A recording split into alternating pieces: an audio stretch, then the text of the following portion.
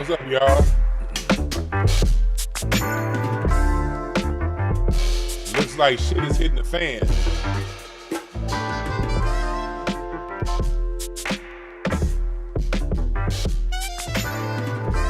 Shit's hitting the fan right now in music.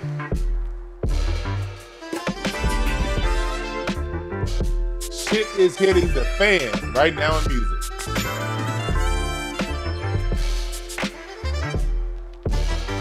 Drake going at Kendrick twice. Threw 2 shots at Kendrick without Kendrick responding. Threw 2 shots at him. In a little bit, I'm gonna have my guest join me, and he gonna talk about this with me. But we just getting started. I want to lay the foundation. Then I'm gonna bring my fan favorite of the show, Ruben, in. Ruben Warren. He's gonna be in a little bit. But Drake threw a shot, for those who don't know. Taking it back to the beginning. Kendrick threw shots at hit J. Cole some. J. Cole hit him back. J. Cole then apologized and said, oh, I'm sorry, oh my bad. I didn't choose violence. He backed out. Drake threw some shots at him and Kendrick. Threw another shot at Kendrick. Then we got Quavo a few weeks ago talking about Chris Brown's on drugs, throwing shots at Chris Brown. Then Chris Brown murked that motherfucker. Now we got Kanye up in here. We have an all-out music battle royale where R&B and hip-hop is joining together to talk shit, and I am here for it. It's been some good-ass music. And before we get started, I don't want to hear none of you niggas talking about, well, why does all the music, why we always gotta beef? To that, I'll ask you, are you still playing Andre 3000's Flute album? There's plenty of peaceful music out there, nigga. Is you listening to it? We got artists like Terrence Martin, Alex Isley. You got rappers like Propaganda. You know, you got all kinds of dope artists. This is younger. This chick I just got into recently, Brandy Younger. She plays the harp. Beautiful, beautiful chocolate black sister with some of the sweetest, serenest, smoothest, peaceful music you ever want to hear. I listen to peaceful music all day. But when I post and talk about peaceful music, you niggas only be knowing what the fuck I'm talking about. People only know what the fuck I'm talking about when we talking about what's popular and what's hot. And when we talking about these beefs. Those seem to be the only songs that everybody heard. So I don't want to hear all that, well, the black people gotta have beef bullshit. Since you're not peaceful with yourself ass down, trying to make other niggas more peaceful than you are. We ain't here to play that better than thou game. That's not what the fuck I do with this channel. We don't play that I'm better than thou bullshit. Nah, if there's some profane shit going on, I'm here for it too. God damn it. And we here for it. There's a lot of shit going on. Before we get started though, this is what I need y'all to do. This is what I need y'all to do. I'm gonna give y'all like 1 minute to go in, and what you're gonna do is you're gonna take this, you're gonna put it, and you're gonna share it. You're gonna copy this and put it in your Instagram stories. What you're gonna do is you're gonna go to your stories like this, and you're gonna hit the plus sign, and then hit where it says story, and then you're gonna click on the thumbnail or any picture you want, copy this link, put it in the link so people can click on the motherfucker. Say, I'm listening to DeWine. Screenshot my ass right now. No, not my ass. Screenshot me, goddamn shit. I ain't gonna shit. Screenshot me and put the link or some shit like that in your Instagram stories, retweet it, and do all that good stuff. So that's what I'm about to give y'all. I am about to give you guys 1 minute to go to DeWineB.com and do that. And then what we gonna do is we gonna be right back with my guest, Ruben Warren.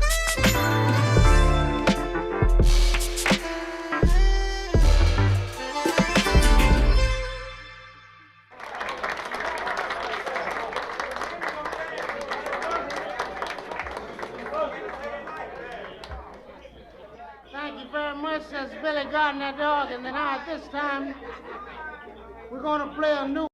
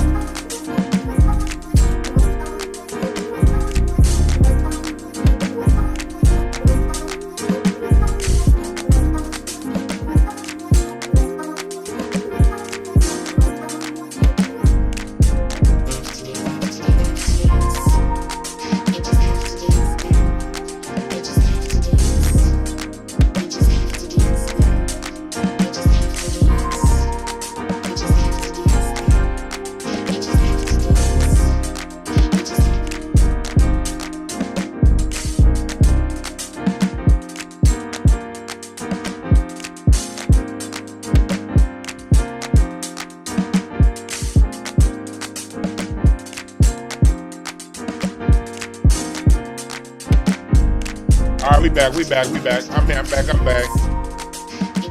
I hope y'all shared this to everybody you know. I hope you shared this. Welcome, chat room. Thank y'all for joining. Yeah, so we about to get into it, talking about this whole R&B. Hey, man, look, so I got this idea. Ruben texted me yesterday, but I wasn't about to go live with y'all yesterday. It was way too much basketball and way too much weed being partaken in to talk to any of you niggas. So I said, all right, that's cool. Let's do it. I want to talk. Ruben, when you hit me up, I wanted to talk about it yesterday. But I was just way too into the basketball and the sports and the boxing. Devin Haney got his ass whooped and getting high and shit, so I didn't do it. So I was like, okay, I gotta come back. Oh, so we still got you down on here. Cool. So without any further motherfucking ado, what's up, Ruben? Hey, brother, I'm good, man. I'm good. I'm enjoying the hip hop chaos right now.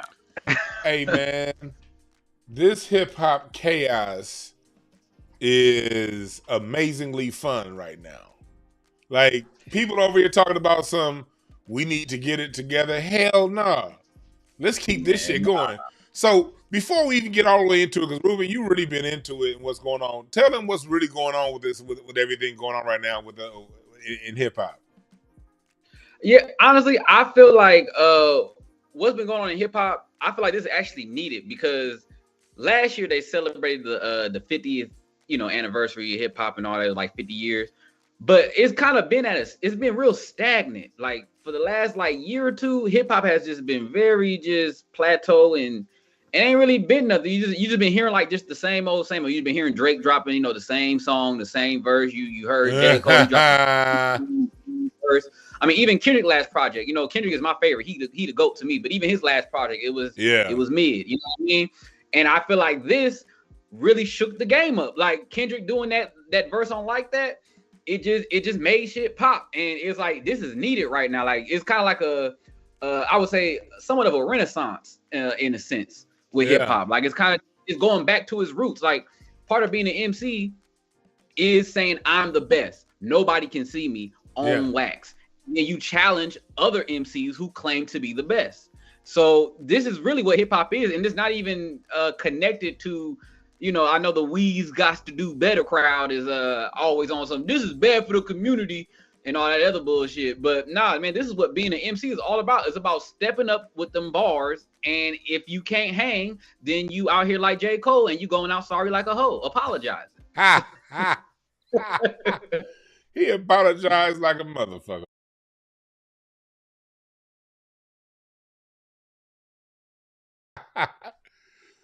Man, J. Cole, boy, you like, and this is fun, and like, this is making his apology even look more weird now that you see that the smoke has gone up since then. You know? Yeah, yeah. Seeing that everybody else is responding and standing on business with it, it really does make him look even weaker. And what makes him look even weaker to me is he's always threw little barbs and jabs at everybody. He's always said, "I'm the dopest, I'm the best." And even when he did on the Born Center album, he had a song called "Forbidden Fruit," dope track by the way. He had a song "Forbidden Fruit" with Kendrick. He knew not to let Kendrick get a verse on there. He only let Kendrick do the hook. That's it. And even when I first heard that song, I was thinking like, why didn't he let Kendrick get a verse on there? And you realize it's because he knew if Kendrick got a verse, he would have demolished him on his own song. So he knew to keep him at bay with that. And even on that song, he's talking about how he's the best, how he's the dopest, the first person shooter. He literally put Kendrick Lamar in third place. He said the Spider-Man meme is me looking at Drake, saying that him and Drake are the best, and Kendrick is in third. So then Kendrick responds, and it's like, well, if y'all say y'all the best, then I'm letting y'all know this is what I'm saying. So y'all respond to me, Cole, top of some, oh, my bad. That's another thing I didn't like about it. I hated how he tried to hide behind spirituality and morality. That was that weak shit. That's what made him a hoe to me. Because you did that little weak move, top of something. It's my spirit. It didn't sit right with me in my spirit. And your fans are just eating it up and taking up for you. I don't respect it. It's like, bro, no, this is hip hop. Ain't no morals in no rap beef. It ain't. And that's the thing. Like, look, that's the thing about it, dog. It's like with them, with what we see going on right here, J. Cole, that's something that we see that's indicative of a lot of things that we see in society right now to begin with. You know, people like throwing shots. People like people like that. People like being passive aggressive. Passive aggressive is like the word of the day, you know. That's like what things are these days. Like everything is passive aggressive. And then the minute somebody comes out aggressive, now all of a sudden people want to be like, oh, that person's this, oh, that person's that. No, why was you throwing pie? Like, that's the thing. People be throwing grapes at you, and then you pick up an apple and bean they motherfucking ass with it. They be like, that's not fair. Well, why the fuck was you throwing them grapes, nigga? You should have threw an apple too. Exactly, man. Like I said, J. Cole, that's another thing too. Even when Kendrick first started, I had noticed the narrative had become immediately it was, oh, J. Cole's an innocent bystander. This is really between Drake and Kendrick. And it's like, nah, J. Cole been out here sending shots too. Like J. Cole is not no innocent monk in the rap game. No, this nigga been out here sending subliminals for the last decade as well.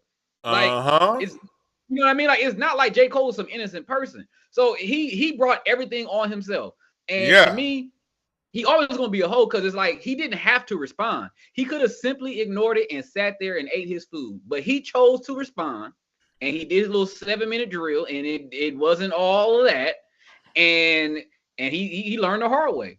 So yeah, to me, I don't respect it. I don't respect how he went about it at all, and all that grown man shit. And this is how you handle it as a real man. It's like, no, we talking about hip hop. We're not talking about grown men. If this was like regular life and it was just two men having a disagreement, yeah, I understand that. But to sit there and be like, oh no, that's grown man shit in hip hop, nah, get out of here.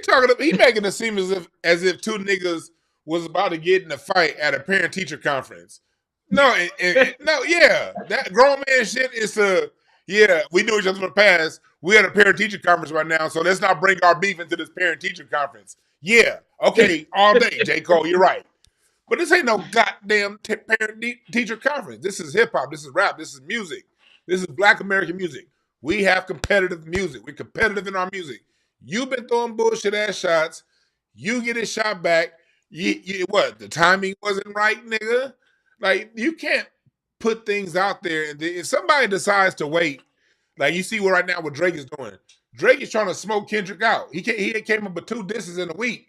And then on the second one that he did, talking about it's already been a week, he's doing what he should do, art of war. Let's push somebody into doing things that are outside of their timing. You know what I mean? But at the same time, Kendrick is applying the laws and saying he's going to respond on his own time. What do you think about that? Yeah, I think Kendrick is going about it right, because honestly, the way Drake has been antagonizing him ever since he dropped the one he dropped last week, ever since he dropped that one, he's been nonstop going at Kendrick. But to me, it's kind of showing that Drake, I think, is nervous because he know Kendrick about to body him, because everybody knows, rather, even if you are a Drake fan, everybody knows that in the grand scheme of rap, Drake isn't like a top-notch lyricist. He's not a top-notch rapper. He's more so a pop star.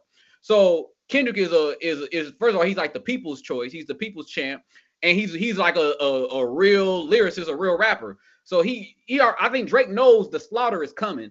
So he's trying to get Kendrick off center. And I feel like all the stuff he's doing, even going as desperate as getting AI with Tupac and all that, those are really cries for help, because he knows the slaughter is coming. He knows that Kendrick, whenever he decides to drop it, he knows it's over for him. That right there, because I was gonna do a whole segment on AI. I might actually even do a whole different show on that tomorrow by itself, just on Drake using Tupac and Snoop AI. For those of you who don't know, on Drake's second diss track, he used the AI version of Tupac and Snoop. And I could tell it was AI right away because it didn't have, forget the lyrics, because Tupac didn't know who the fuck Drake was. Second, it didn't have the emotion. AI doesn't have the energy. There's no soul. There's no soul No behind soul. it. But you hip hop niggas gotta tap into real music to really get into that conversation, because what's happened over the last 20 years, the soul has been taken out of the music. Over really all century, it's been before the AI. A lot of your hip, that's why everybody sounds the same. The soul has been taken out. And so, but he used that, and then he used the AI Tupac.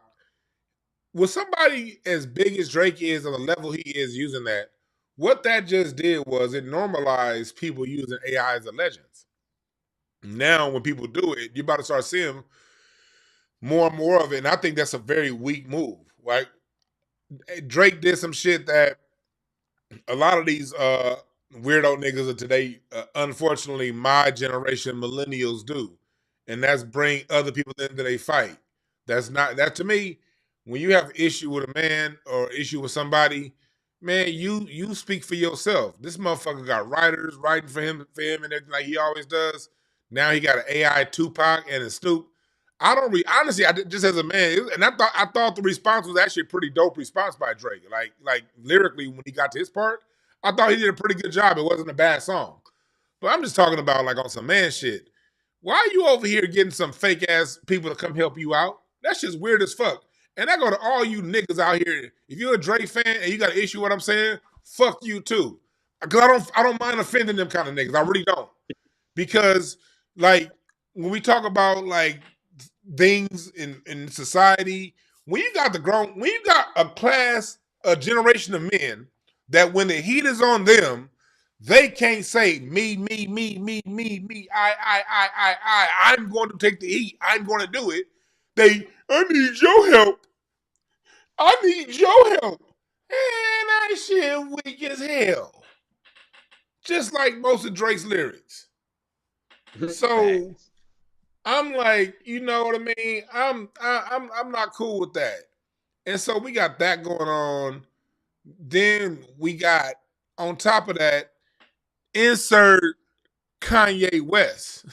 Man, bruh. Let's talk about that.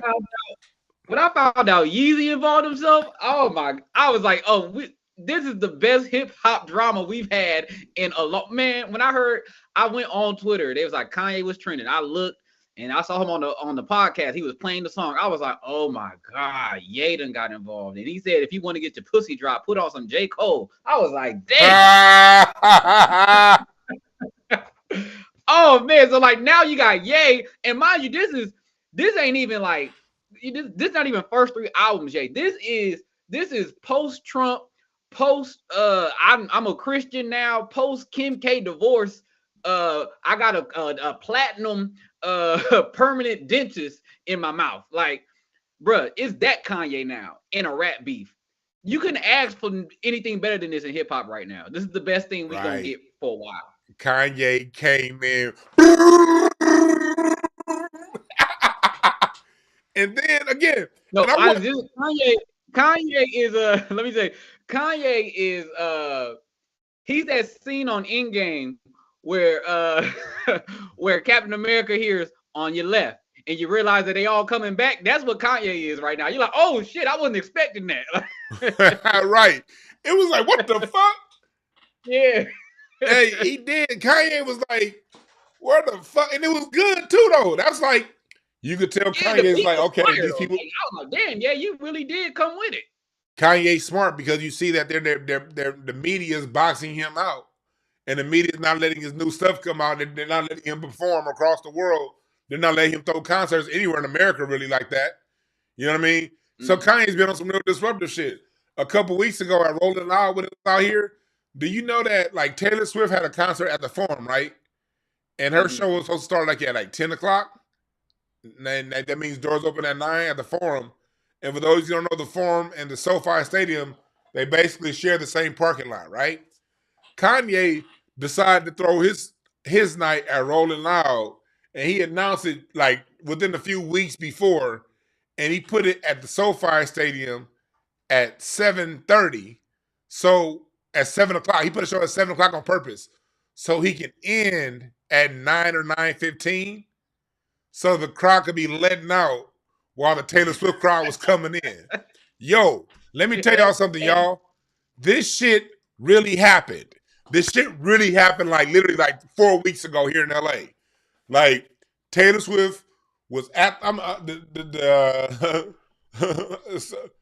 Taylor Swift was at the Great Western Forum. I'm an LA nigga. I still call it Great Western Forum, nigga, because I'm an LA nigga. He was at the Great Western Forum, and let me show y'all right here. This is how petty Kanye is, y'all. This is how petty Kanye is.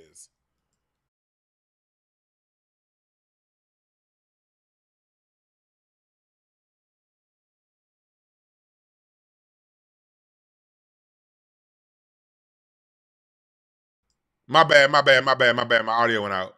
You see where it says Kia Forum? Where it says Kia Forum, that's where Taylor Swift had her concert. It had been planned out, and her concert was like at 9, it was at 10 o'clock.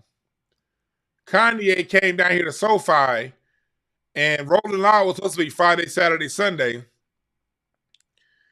He added a Thursday, the same night Taylor Swift was down the street here at the Forum. And he added a Thursday night here at SoFi Stadium, what you see right here. Let me see. Let me bring it over here. He added his concert here and made it like at 6:30 or 7. So the let out will be letting out at the time Taylor Swift concert was starting. That's what that's how petty Kanye is. That's how petty Kanye is still doing. And so Kanye is fighting a lot of fights right now. And so, like, just like Drake, they always say Drake fight. Now, Kanye's fighting a lot of fights too. Real fights, not some beef battles like some goddamn Drake. Kanye fighting some real goddamn fights right now, regardless of how you feel about his political stance. So Kanye being boxed out, they're not playing this stuff on radio. They're not pushing the streams. The best way to get attention in music is to what? Get a beef. Join the beef. Start a beef. So it's a beef that's already going that's real hot. And then Kanye came in and was like, ka, ka, ka, ka. Yeah, and he had prior problems with Drake anyway, because Yes. when they did that concert together, like it was a couple years ago they did a concert together, but even then they were still beefing at that point. So it makes sense, man. They've But I been will say beefing for this a long time. Yeah, but I ain't gonna lie. I do give kudos to Drake though, because I actually gave him round 1. I did. Even like I said, I'm a Kendrick fan to the day I die. Kendrick is the GOAT for me. But I did give it to Drake on that for his track that he did the first time. I thought it was dope that he actually took on 7 niggas at once. I gotta respect the dude. Like, one thing about Drake, he is corny and all that kind of stuff. But as far as like when it comes to rap battles and rap beefs, he do stand on business with his ghostwriters and everything. Like, I mean, he done did ghostwriters and everything. Yeah, ghostwriters and all. You know what I'm saying? They stand on business as a unit, and they get them tracks out. I mean, like I said, he had beef with Pusha T, Meek Mill. I mean, every time somebody came at him, he does respond. And I gave him round 1, but then he lost when he brought the AI with Snoop and Tupac.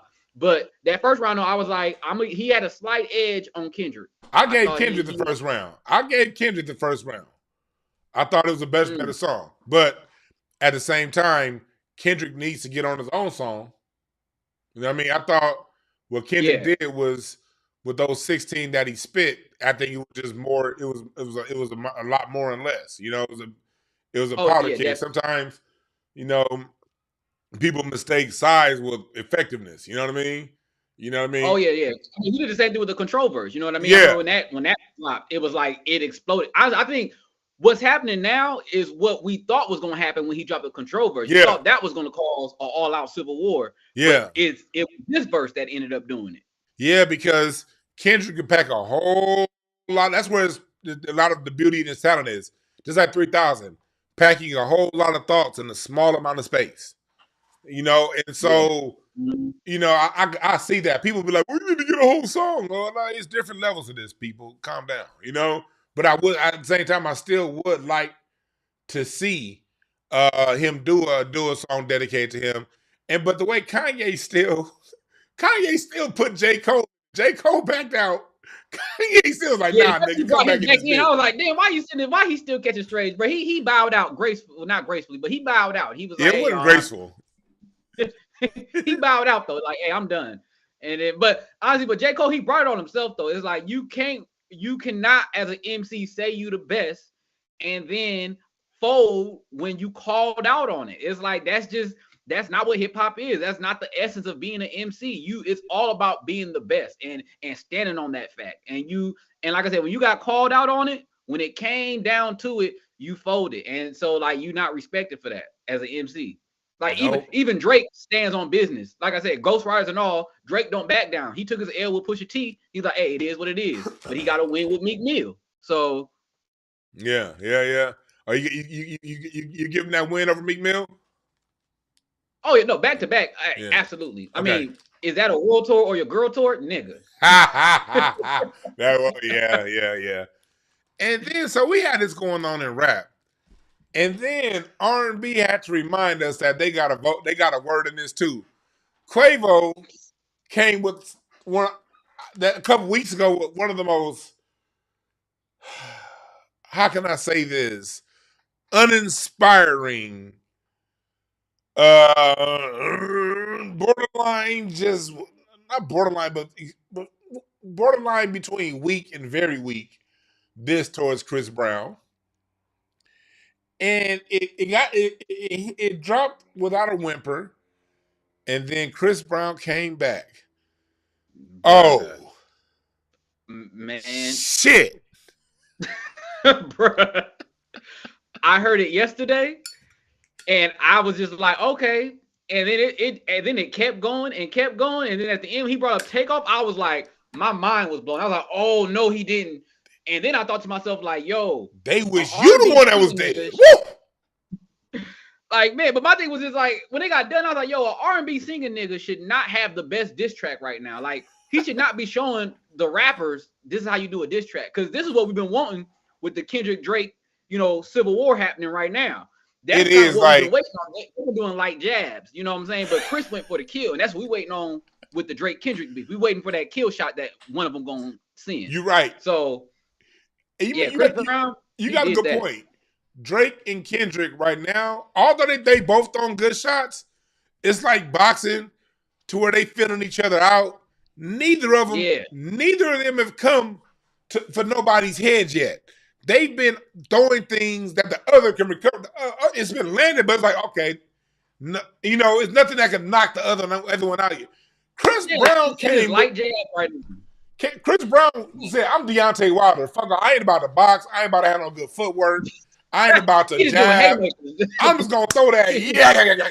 That motherfucker hit He's that throwing nigga the haymakers the whole time and is not letting up. Like, bruh. He do old school fighting. The old school fight, remember they said, like, when you fight, you want to try to knock him out as quickly as possible and get him on the ground so you can get on top and just not let up. Nigga, that's what he did. That's what he did with that track. That shit was the last few rounds of Ryan Garcia versus Devin Haney last night. This motherfucker was like, but even worse. This is more like Tank versus Ryan Garcia when he just came. Remember when Tank Davis fought Ryan Garcia? Ryan Garcia came out the first round. That's what Quavo did. Tank came that second round, boop, put him on his ass. Yep. Let him come Knocked him back. down. Yep. And then came right, boop, boop, boop. Boop, boop, boop, boop. Nigga, this is goddamn Terrence Bud Crawford versus Errol Spence. Like, dog. Yeah, bro. Chris destroyed that man. And then I knew it was gonna be lit though when he said you just a bitch with dreads. That's when I knew. I was like, oh, I'm in for a good time. Like he said that up top. He was like, you a bitch with dreads. And then he said, I was with your girl, Sweetie. I mean, the wordplay, and Chris is actually a decent rapper. Like, I've heard him rap before. He's actually like decent with bars. But he had some good stuff in there saying, he's like, I fucked your ex. And then he was saying, like, I got some sweet revenge, which was referencing Sweetie. I got some tea about the bitch. And then the tea was like a play on the word Sweetie. Again, like, he really did that. Then said his album was a Trey that we wrote a Blunt song. I was like, God damn, he really went for Nigga. Man, Chris Brown destroyed. It's no, bro. Right now, I made a meme actually yesterday. I said, take off Ghost to Quavo. And it was the picture of the coach on Rocky IV telling him to throw the towel. Nigga, it was one of those. Throw the damn towel. That's what Takeoff said to Quavo.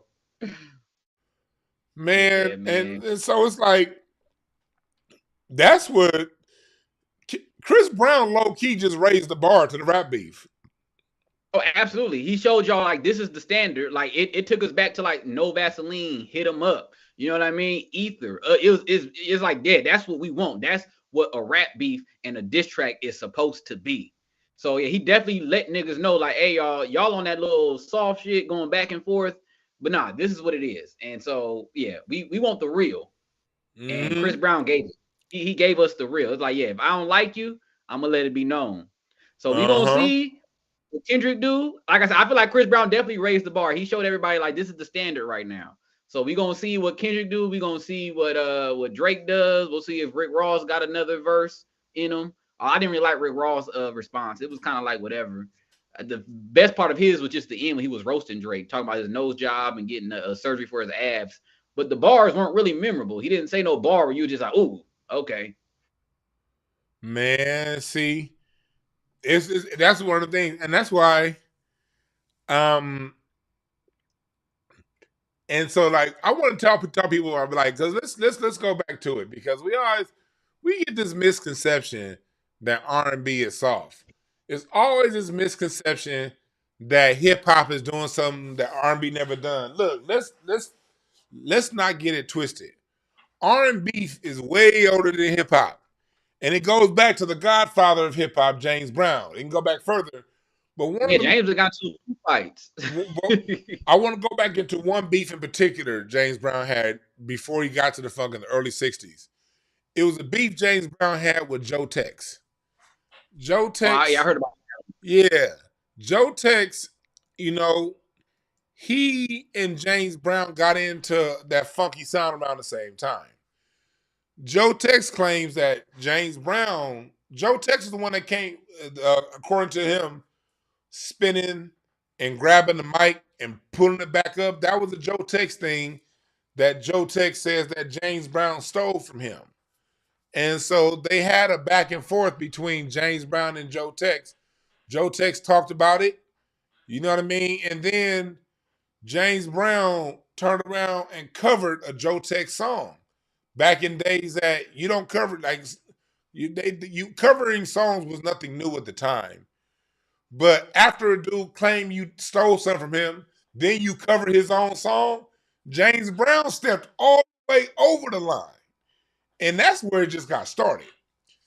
It got deeper when Joe Tex had a song where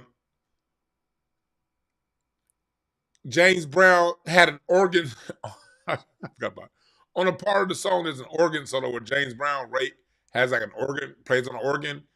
And while he's playing on the organ, he's rapping to Joe Tex, talking shit to him low key. But he was throwing subs on that one. He's throwing subs on that. It got worse when James Brown stole Joe Tex's girlfriend. James Brown stole Joe Tex's girlfriend, Ruben, and then turned around and wrote a diss record, and he sent the lady's name was Bia Ford. He took Bia Ford from Joe Tex, and then broke up with her and said you can go back to him, and then wrote a diss track called "You Keep Her." Oh, damn. Yes, James Brown took Joe Tex's girl and then sent her back and wrote a song called "You Keep Her." Oh, that's savage right there. Then he That's said, savage. "I was better off without her anyway." and then it turned around. Joe Tex had like had a homecoming at one of his, had a concert in Georgia, and then he acted like he was injured, and he put on a cape, and then he started singing, "Please, please, please, get me out this cape," and then did some shit that acted like he was hurt, and he did that shit while he was opening for James Brown. Like, y'all don't understand, this was a James Brown concert in Macon, Georgia, where James Brown's from. He hadn't played in Georgia in a long time. Joe Tex opened and then mocked him on the opening with the cape with a song called "Please, Please, Please Give Me About This Cape" at James Brown's homecoming concert, the first time he played Macon, Georgia in like forever.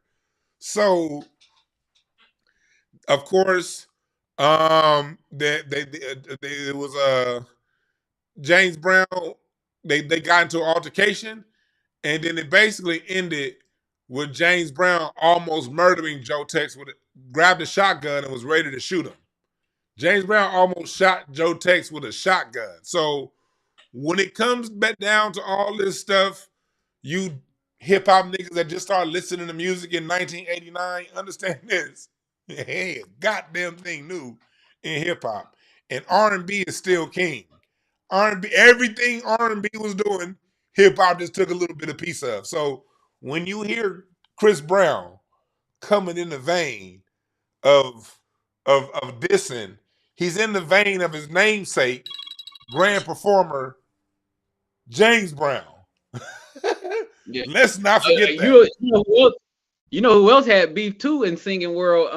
A lot of people don't know this, but Jermaine and Michael Jackson. Yep. They was beefing for a minute because what happened was L.A. Reid and Babyface was working on Jermaine's album. It was like 88, 89. So they was working on his album as producers. And then Mike hit them up and was like, "Hey, I'm about to work on my Dangerous album. I want y'all to be producers on my joint." And they told him like, "Yo, we would, but right now we working with your brother Jermaine on his project." And Mike told them, he said, "Oh, well, no, y'all finna work on my stuff now." And then they brought up this like, "But what's your brother gonna say?" And he said, L.A. Reid said that Michael Jackson told them he'll get over it. And so they left Jermaine and worked with Michael. So then that made Jermaine mad. So then Jermaine made a diss track. I think it's called "You Want to Be Bad" or "Who's Bad." You Want to Be Bad? But yeah. He made a whole diss track against his brother. And then they had beef. It didn't speak for like a couple years, I think. And it wasn't until their mama, Catherine, she brought them in the room and made them apologize and made them squash it. But they was like on some heavy beef over that.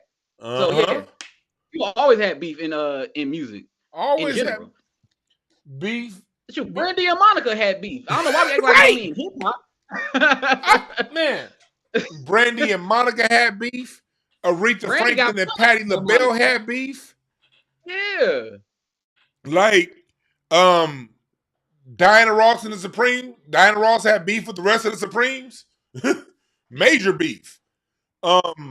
Mariah Carey and Jennifer Lopez beef. Like they've had a long standing like it was this one interview where they asked, well, this one Jennifer Lopez was like all the way on top, and they asked Mariah Carey, what does she think about Jennifer Lopez? And Mariah Carey was like, and just went on. She just went, that was her answer. Hilarious. But yeah, man, I feel like the beef thing, though, like that's just a natural thing. I mean, because I've even heard you talk about how even like back you said Count Basie and Duke Ellington used to have band they used to have like those who didn't necessarily disagree and get along, but they battled. You know, yeah. The center of beef in the swing was Chick Webb. Chick Webb was a little short, 4'11" dude that had to walk on crutches because he couldn't move, and he ended up dying at a young age in 1937. But he was a little short, angry motherfucker, and he was a house band with the Savoy Ballroom in the 1920s and 30s in Harlem. And anybody that was doing swing or music, he called them out. Like, you had to see him. Like, there was no way around that. He called himself the king of swing. He was the king, and then he was the king of Harlem. And then Benny Goodman, the white boy, took on his name, the king of swing. He made Benny Goodman come to Harlem to see his ass. You know what I mean?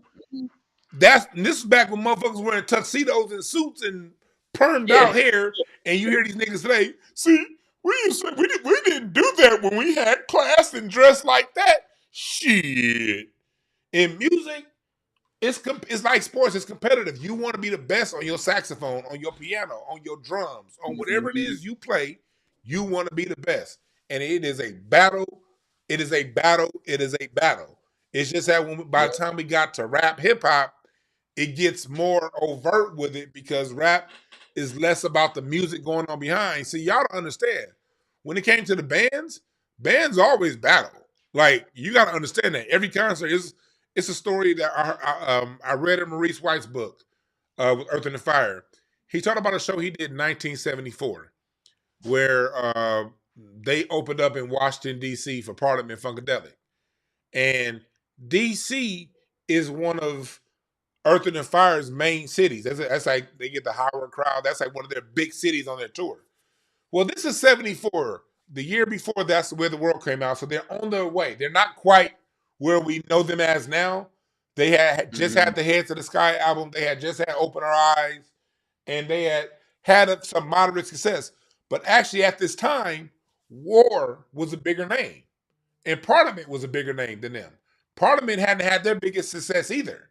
But they're right around that same space. Well, they talk about how, like, War wanted to open, like, Earth and Fire was supposed to go last.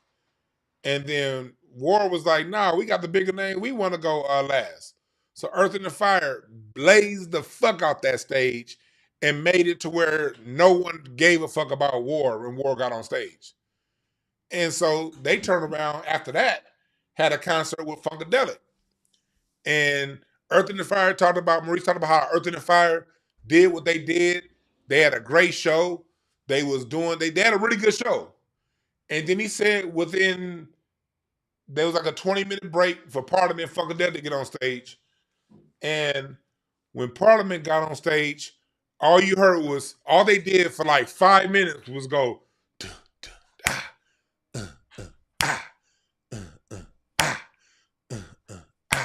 and just did that, kick, drum, snare. And he said what that did was it got the audience into like a hypnotic, transient state. Mind you, this is still 3 or 4 years before the mothership. They ain't even got to the mothership yet. They still a couple years away from that. He said Parliament, with this hypnotic beat, came in, and then they opened it up with "Let's Take It to the Stage," a diss song that says that's dissing. They call Earth and Fire Earth, Hot Air, and no fire in that song. They came up after them, dissed them motherfuckers, and Maurice White basically said that the crowd forgot that we existed. But that competition, that fight, drove Earth and Fire to never get outdone again. And that's what made them start adding the magic shows to their stuff, to where you have Verdine White elevating, and Earth and Fire, you do things where they would have the drum set go upside down. They hooked up with David Copperfield and put together a magic show and made this big old grand production that till this day, when I took a drama class in college, they talk about how drama, stage production, play production on Broadway in the 80s studied Earth and Fire from the 70s. They don't tell you that. When it came, Broadway basically restructured and concerts overall, from concerts to plays to all live performance, restructured itself after Earth and Fire did what the fuck they did. And then Parliament Funkadelic saw that and then said, y'all doing all that? Y'all doing magic shows? Nigga, we about to get a spaceship in this bitch. And spent 45 minutes with Glenn Goins singing, I see the mothership come in, and then it come down, and nigga, that's what that great grand performance that's still being sampled till this day was born out of competition. But that's what competition does. Like healthy competition breeds the best. It breeds your best self. That's how even people always say, like, I'm in competition with myself. We use that analogy because we know that when you're in competition, you do your best. And I think that's all this is with Kendrick and everything. It's just we actually are hearing like some good bars because, like I said, we get a lot of complaints about how hip hop has just really just gone down lately. But we hearing like Kendrick sparking this, and even Drake and Cole were doing the first person shooter. I mean, even that just kind of sparked a little something. So you hearing people actually go back to like having real bars, real lyricism, and it's breeding some good stuff out of it. So I don't get the whole people trying to act like it's a bad thing. And another thing I think about too is a lot of these niggas, because hip hop got a lot of coons in it, but these same niggas who be sitting here talking about this is bad for the community. We don't need it in rap music. They will sit there and be like, nobody want to win Eminem. Nobody want to battle Eminem because Eminem got the best skills. They're like, shut your coon ass up. It's okay when a white boy got beef. It's okay for the white boy to show his skill and his talent. But when two black rappers want to do it, it's bad for the community and it's going to end in a bloodbath. And we all just going to hear this music and want to murder and kill each other. Like, shut your coon ass up, bro. Like, I don't respect it. This is why I don't like black Eminem fans, because they be doing shit like that. They'll hype up the white boy for doing the same thing that we be doing. But when we do it, it's demonized and it's evil and bad. Like, I don't respect it. And then they get a white boy pass. Like you said, at least Drake has the smoke. I give Drake credit for that. Drake and his writing team is coming up with some responses and they're keeping it going. At least he's doing that. Eminem don't say nothing. And all he gonna do, all somebody gotta do is say something to Eminem. And this is what Eminem gotta do. Sit back, do nothing, and watch all of his Negroes speak for him. That's all you gotta do. And I'm talking about the rank and file Eminem fan. I'm talking about rappers. You gonna have, you know 50 Cent gonna come in like a good dog and be like, oh, cool. He gonna come in. I love 50 Cent and this trolling and shit, but 50. You be kind of lowering yourself, brother. And he does real MCs too. Like The Game had a really good diss on him. I thought The Game, The Game, he was mocking his flow and stuff. I thought The Game had like a really solid diss against him, and he never responded. Never responded. Well, he did. Well, he did in that song. He did. He like mentioned like I do arenas or something. You do clubs, but he never did like a direct like here goes a response. Yeah, of course you do arenas. You white people always do. So yes. So yeah, he did that, but to me the biggest sin is all the niggas that'll speak up. And I saw more black people dissing The Game and not saying anything. Like, at least if you Eminem fans is gonna want to be halfway respected, at least come out and be like, well, at least say something. You know what I mean? To force him, to force his hand, to make him. Yeah, because like speaking of his Machine Gun Kelly, that nobody cares about that. Like your biggest beef is with Mariah Carey, bro. Like a pop star, really? Like, the nigga, like all the real MCs that come at you, and like your biggest is like Mariah Carey, Willie Nelson, like Willie Nelson, nigga. It's like really Nora Jones. Come on, really the girl with the guitar, really? The nigga he went at Britney Spears. Like, yeah, I don't be respecting that shit. I'm like, bruh, I don't. But like I said, The Game come at you on some real shit, and you just like, Negroes attack, and then they do it. I don't. And them Negroes attack, and that's exactly what they do. It's always some old happy ass nigga that just can't wait. I got some master sis boss. I got it. You niggas are the worst, and I'm saying that, and I'm saying that for real, for real. There's too many of them kind of niggas out there. It's way too many, and like that's. I just don't respect how for us doing like they demonize us for literally doing what our culture does, but then they praise the white boy for doing our culture. Like it really don't make no sense. Because everybody's, like I said, when the whole Drake thing even popped off, everybody was immediately talking about street violence and Tupac and Big. I'm like, them niggas been dead for 30 years. It's been hella beef since they died, and nobody has gotten shot and killed since Thank then. you. Thank you. They had a beef back in the 90s. I got gray hair now. I didn't have no hair when the beef was going on in my face. I was in high school. You know what I mean? Like, nigga, I don't have my 20-year reunion. Ain't nobody got killed since then. Like, then they'll say, okay, well, drill rappers. For you dumb niggas that say drill rappers, understand this. These are street niggas first. These were dudes that was on the streets and did some bullshit, then started rapping about some shit that they did. But make no mistake about it, all that shit in Chicago, that's like saying, okay, Walmart workers, all they do is kill each other. It's a whole lot of niggas that work at that once worked at Walmart that went and did some shit. But what they did was centered around whatever beef they had with that person, not their job at Walmart or whatever job. That drill shit is some other shit. It's not indicative of rap beef. Comment on that rap beef, he fine. Ice Cube did the worst rap beef of all time. He's fine. That motherfucker got his wife as his manager, got kids working with him. I mean, you name the rapper, pretty much everybody except for he got famous off of rap beef. And they're all fine. They're all like living their best life. Like Ja Rule is still alive and kicking. And he and 50 Cent's rap beef was personal. That shit was man. It hit personal. It stems from some deep rooted shit. They go back and forth. 50 Cent was still trolling him recently, last year? Yeah. And they still living. Shoot, Nicki Minaj and Meg Thee Stallion just had beef earlier this year.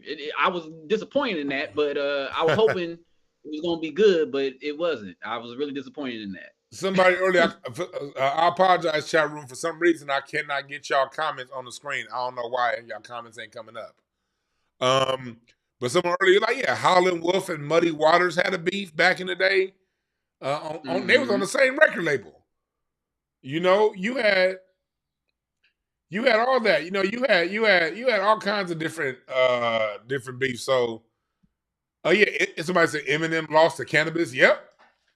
He did. I forgot about that. Yep. Yeah. And also, too, I just feel like it also speaks to this thing where, like, for some reason, I don't know why Black people, we have this notion where, like, we dehumanize ourselves and say we have to be these 24/7 kumbaya people. That's not realistic at all. Like, Black people are allowed to dislike each other. We're allowed to have disagreements. We're allowed to call each other out. Like, this notion that we have to just be on some unified front at all times, that's not even realistic, because no group ever is like that. Like, y'all people act like white people and all these other races live in some harmonious utopia, and we the only ones that just can't get right. It's like, no, like Hispanics, they have people they don't like. White people have, bruh, Ray Kroc stole McDonald's from the McDonald's brothers and made McDonald's the big thing it is today.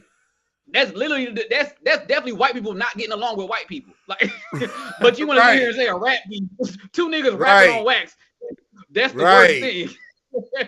like no, white people they be shady and shicey with each other too. Hispanics, Asians, everybody dislikes people. Like, I don't know why you act like Black people are the only ones that can't dislike nobody. We have to just be in some fucking weird space of morality. That's very dehumanizing for Black people, because we're still humans at the end of the day. We make shit look magical because we just that fucking dope. I get it. I understand it. But at the end of the day, guys, we are human beings, okay? No matter how dope we are, we're still human at the end of the day. We're going to have human emotions. We are still human. And that's the big thing about it. When people try to do things like, okay, we shouldn't talk like this because we got to be better than that. No, nigga, we as human beings, we get to fuck up too. And I ain't gonna let nobody take away my humanity. Hell, I like being able to fuck up. Shit. Yeah. I like being able to make mistakes, fuck up, apologize, and move the hell on. What gotta be perfect for a whole bunch of niggas that ain't paying your bills. Get the fuck out of here with that. You know? And I think better than who? Yeah, better than who? Better than who? I know you're talking about the people that enslaved us. Right. Them people who colonized the whole world. done did genocides Better against than people. We that? gotta be better than them. That's the standard of humanity and Yeah. morality and societal behavior. That's You what we look. got to be better than. Come I on, look. guys. I Let's look really at. think about what we I said. look at like groups like Crosby, Stills, and Nash. They made all of them. There's a super group that got together back in the 70s that broke up, and them motherfuckers couldn't. One of them died a few years ago, and they could not speak to each other. They made all that good music together, and Crosby, Stills, and Nash spent the last 25, 30 years of their lives beefing and fighting and low key subbing each other. Hell, Hall just fell out with Oates, nigga. All I know, they just broke up. They done. But according to black people online, we the only group that don't stay together. We don't have no unity. Yeah. So it's like, so I'm glad to see it. I'm glad to see Chris Brown. And by the way, we got 680 people up in here. I need y'all to share. We got we got over 500 on Twitter. We got people on Facebook, Twitch, Rumble, YouTube. Everybody up in here. Oh, we crossing over 700 between our platforms at the YB all over the place at DWANNB. Make sure y'all hit the like button and share. Go to thewanb.com right now. Because what I need from y'all right now is this. I need y'all email addresses and phone numbers and contacts so we can keep abreast as to what's going on. So what y'all gonna have to do is go to thewanb.com. Give me your email and phone number so you can stay updated as to everything we have going on. We kick it back off. We filming this documentary. It's bigger than hip hop, the Black American Music Family Tree. We have another episode we're filming right now. We need to cross 10,000 to get that next episode out there. We want to get to 12, but we want to get to 12 to get to finish it. We were in DC last week filming Dr. Randy Short for his part. I got a few more interviews to do to get this next episode that we have out. That's going to be centered around the Black church and its importance to Black American music. So that's all coming out real soon. But we need your help with that. Go to thewanb.com to help with that funding. And also, Ruben, where are you at? Where can they find you? What you got going on? Yeah, so you can find me. I'm here on YouTube at Ruben.Warren, RUBYN Warren. I'm on. That's also on Instagram as well as Twitter. You can find me.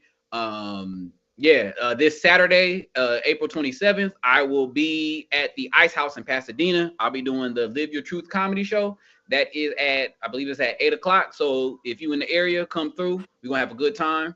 CP will actually be there. So it's gonna be me, CP, and a few other comics. It's gonna be good. Hell yeah, CP funny mother. CP rocked the hidden history. I heard he ripped at the museum. I wanted to go to that show, but I was just so tired last Saturday. I had been out all week, so I was just like, man, I wanted to go, but I was like, I'm gonna just chill tonight. I'm just keep myself in. But I heard it was dope though. CP went to work, and like he always does. He always goes to work. I saw him at Tahir's birthday party at Flappers like a couple weeks ago. Oh my god. Yeah. CP. He's like next level with it, bro. Next level funny, man. So you'll get it. And then also, y'all, we had a good time this past Friday at Fat Fridays in Long Beach with Grammy Award winning artist Jarris Mosey. He was there. We had it was a dope ass jam session. We had who else was there? Let me on keyboard. I was surprised. I was happy to see him. T Nava showed up and played the keyboard that night. T Nava, he has a group, the Free Nationals. That's Anderson .Paak's backing band, and the keyboard player. Yeah.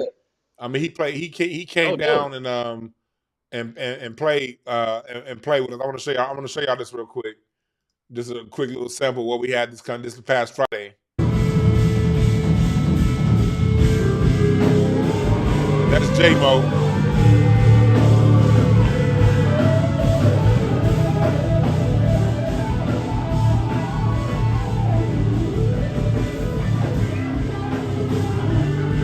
That's what we was getting down doing this past Friday.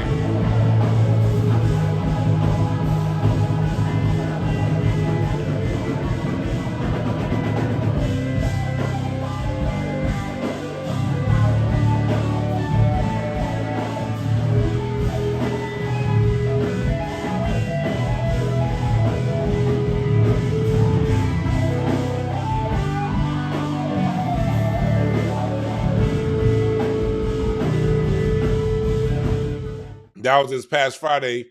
Our next show is gonna be May 24th in Long Beach.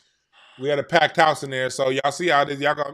I'm gonna put those tickets up for sale in about a week or two. When I get those tickets, you're going to want to get some of those tickets early. It was a dope ass show. Jarris Mosey, T Nava. They're gonna be at the Hollywood Bowl, and it's a pack in the Free Nationals. They're gonna do the whole Malibu album. They're gonna do the Malibu album beginning to end at the Hollywood Bowl. Yeah, this coming summer. I got my tickets for that, boy. Y'all forgot bowl season is coming up. I forgot about that. Hollywood Bowl season is almost here. We got the Rooster Piggy. We got the man shit. Y'all saw last year. My mom saw Jill Scott at the bowl. Yeah, man. So that's what that's what we got going on. That's what we got going on. So we that was so yeah, I love rock. Yeah, man, they're rocking out like a motherfucker in there. So that's what we had going on. That's what we had going on this past weekend. At Fat Friday. So May 24th, Friday. Hey, Ruben, if you ain't doing shit on that day, come on out. Oh, bet. I got you. I'm there. Yeah, I had a weed raffle and I raffled off. Somebody won an ounce of weed. But back into this whole thing that we talking about, dog. Do you have any closing thoughts on this on this drama and where it's going to head to next? And do you think Kendrick's going to respond, and if so, when? Yes. So yeah, I think Kendrick is going to respond. It's going to be on his time. You know, I think he's the one that's controlling the pace because he started it all. So really, like I said, the ball is in his court, and he's the one controlling everything. And I think everything he's doing is methodical. So he's definitely gonna drop. I don't know necessarily when, but I know when he does, it's either gonna be it's gonna be like the game winner at the buzz. You know, the buzzer goes off and he shoots the game winning shot. It's gonna be that, and it's gonna shut it down. I feel like when he does respond, it's gonna be the end all be all. And I don't see Drake and his writers having a proper response. I think it's gonna shut it all down. And if he decides to get some shots in at J. Cole too, that'll be even better.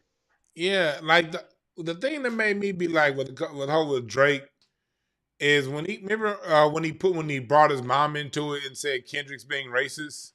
I mean, not Kendrick. He said Rick Ross is being racist. Yeah. I forgot Rick Ross is part of this beef too. Shit, I forgot he part of this. That's how weak his response was though. It was like nobody cares no more. Like he did it. It was like we talked about for maybe like that day when it dropped, and then it went right back to okay, we back to Kendrick and Drake. Like right. Like I said, if Ross came a little bit harder, it would have been something. But yeah, he didn't really bring it. I don't know what just happened. Skype, what just happened?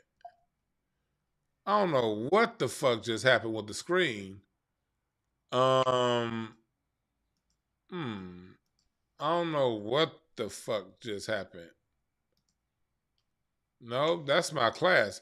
Oh yeah, join my music history course. This is what we were breaking down James Brown today.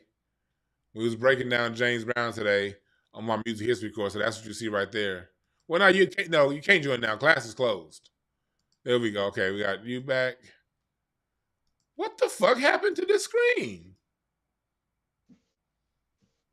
Whatever. We can't. Well, our split screen is down. Anyway, I'm gonna let you finish your part out. Then I'm gonna go back to my solo part screen. I don't know what happened to the split screen. So, I don't care. Either way, go. I'm gonna let you give them your closing remarks, and then we gonna. I'm gonna keep going, but let them know where they can find you, and also just what's your closing remarks on all the shit that's going on right now. Where is this headed?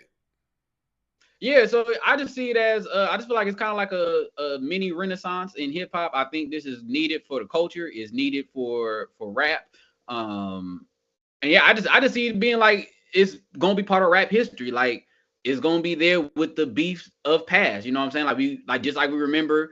Hit them up, just like we remember No Vaseline, we remember Ether. We gonna be like, hey, remember the like that? Remember, remember when Kanye jumped in it.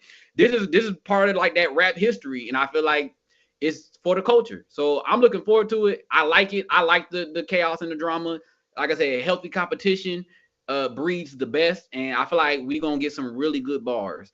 And like I said, you can follow me at Ruben.Warren on all platforms. And yeah, I'm looking forward to it. Like, let's go Team Kendrick, man. Kendrick the GOAT for me. So I got Kendrick all day. Yes, sir. That's I appreciate you, dog.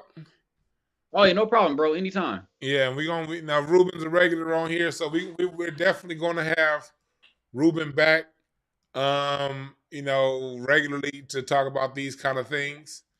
Because yeah, this is Ruben hit me up like, man, you gonna talk? I was gonna talk about it, but yeah, I'm glad to have that bounce back and forth. But let's go into it a little bit further, talking about Kendrick and this whole rap beef. Like, again, like I said before, competition breeds better music. It always has. From gospel to folk to funk to blues to bebop to hip hop. All of them have a steady element of competition. We should be able to know how to compete amongst ourselves as men and keep it on the field of competition. You dig what I'm saying? Let's get to preaching. Let's get it going. Let's get it going. See?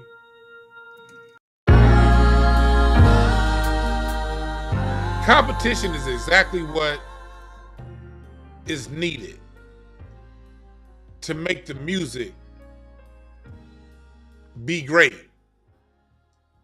We need that. So embrace the competition. If you don't like it, then that's fine. But all that sitting around, we need to do better. We the only ones. Well, we also the only ones that created every genre of music that the world listens to. So if we're gonna have that black folks are the only one conversation, let's have that conversation in totality. Don't just talk about what we do that's a shortcoming. Talk about the wins too. And competition like this is gonna breed more and more wins overall. Because it requires artists to step their game up. And I think it's just time for us to have a good time and watch. I think that's what it is.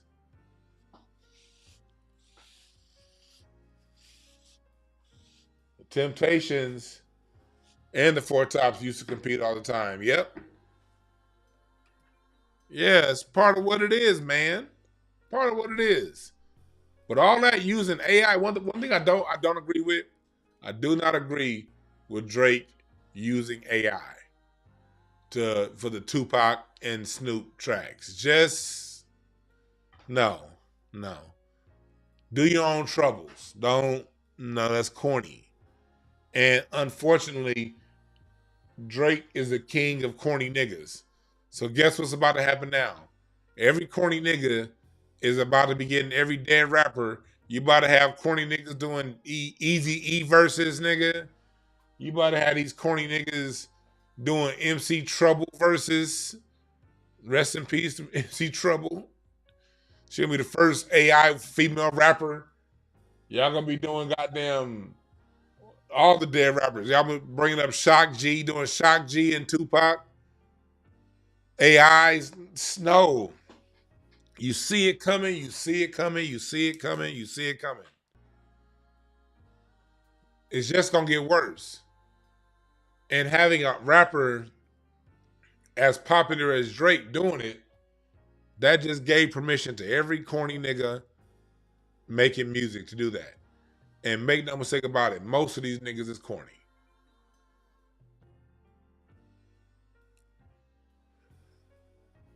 But I ain't tripping. Because at the end of the day, real music is always going to win out.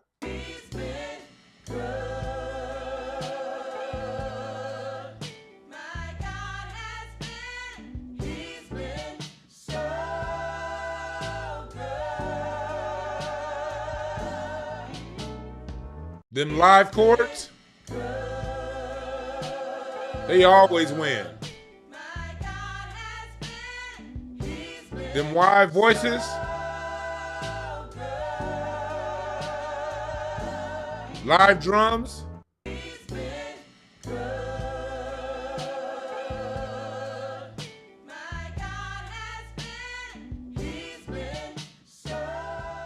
the music always wins. The live vocals, the live instrumentation, even if it's not the most popular thing in the moment, it's the thing that lasts and it's the thing that sustains. All of these artists doing AI, all of these artists doing these other form, all this cheating the game with the music. AI is gonna take you niggas all the way out at some point.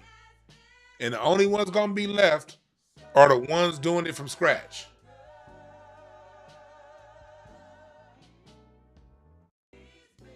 So it makes sense that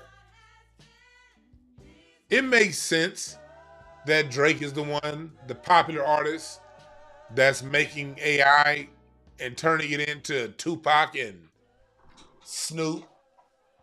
It makes sense because he's the king of cornballs. Makes sense that he's the corny one doing it. But for the rest of you artists, don't fall for that trick. All right? So,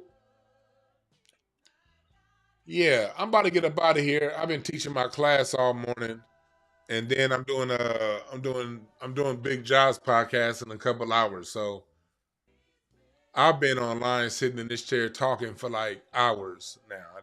2-hour class earlier than now. So, and I got to do this podcast later on with Big Job. So I needs to rest my vocal cords and go kick it with my wife a little bit. So with that being said, let's keep it going. Salute to everybody in the beef.